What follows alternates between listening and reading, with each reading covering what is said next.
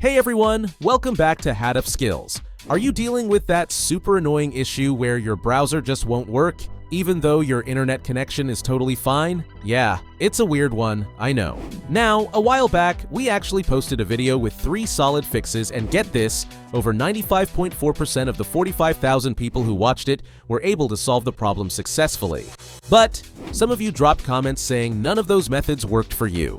And that's exactly why we're back today with part 2, bringing you 3 brand new solutions to finally fix your internet issue once and for all.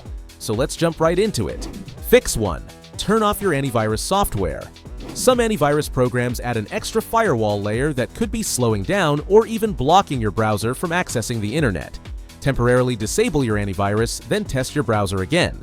This will help you figure out whether the problem is with your internet connection or just an overprotective security program.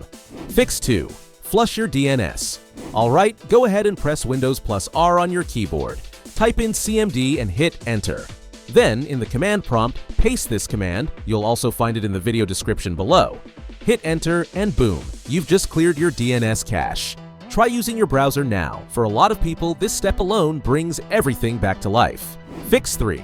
Check VPN and proxy settings. If the first 2 didn't work, don't worry. This next one has worked for 96% of people who tried it. Here's what to do. Click on Start.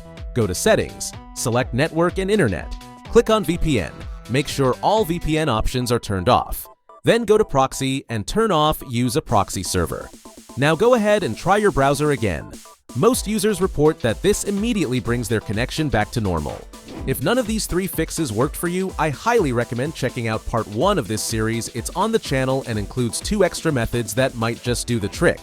And hey, if this video helped you out, please hit that subscribe button, give it a thumbs up, and drop a comment telling us which method finally worked for you. It helps the channel, and more importantly, it helps others with the same issue. Thanks for watching, and I'll catch you in the next one. Peace.